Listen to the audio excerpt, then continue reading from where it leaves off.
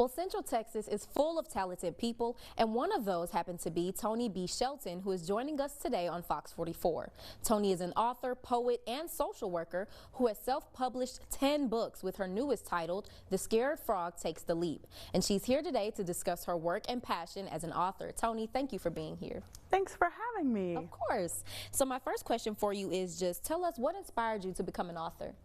Yeah, so I think like most authors, it was my love for reading. I'm an only child, and so my first friends were books. I read a lot growing up, and then I started reading and performing poetry when I was in high school, and then when I got into college, I started doing open mic nights. And then COVID happened, and it slowed me down, and it made me think about what do I actually want to do with my life. And I always had dreams of being an author. I just never put the time and energy into it, and I was a little frightened. So I said, okay, if the world ever goes back to some form of normalcy, I'm going to invest in figuring out how to write my own books, because I can't encourage other people to pursue their dreams and I don't pursue mine. And I put out In Search of Freedom in 2021, and I've just been self-publishing since then, and I haven't looked back. I love that. And so next, just tell us what has been the journey to self-publish 10 books.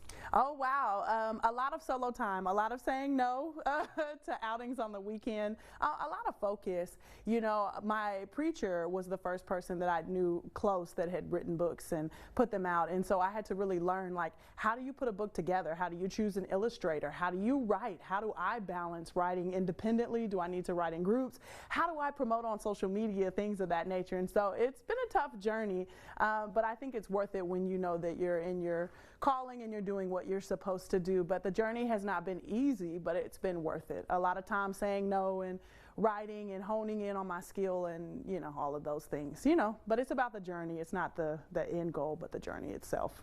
And so just tell us about the inspiration behind your new book. Yeah, so The Scared Frog Takes the Leap is about a frog that hesitates to jump to a new lily pad out of fear. One of the factors of his fear is his friends. His friends are like, why would you want to leave here, right? I wanted to deal with peer pressure. I wanted our babies to know what it feels like when your friends are saying no to something, you have to tell yourself yes. And then I wanted them to think about, even if the water is cold or even if you wonder how you'll land, I wanted people to know in life, in order to get places, you have to take risks. In order to grow, you have to put yourself in a position to fail. And no matter what, you have to keep jumping. Even when you fail, it's figuring out, okay, what did I learn? How do I prepare myself to launch again and then take that leap? And so I think that's really important with our kiddos. So that's why I put that message into a children's format. I love that. And so my next question for you is just where can we find all of your work? Yeah, so all of my work is on my website. So it's www.bettawatch, so that's YATONE.com. That's my personal website. Better Watch Your Tone is the name of my small business. It's a play on my name, of course, but it also gets people to think about their inner dialogue. So you know me, I'm a social worker, I'm a certified yapper, and I know that words have purpose and words can set you on a trajectory. So the Better Watch Your Tone is, how are you speaking to yourself? Could you read us just a few pages of your new children's book? Oh my goodness, I would love to. So this is The Scared Frog Takes the Leap.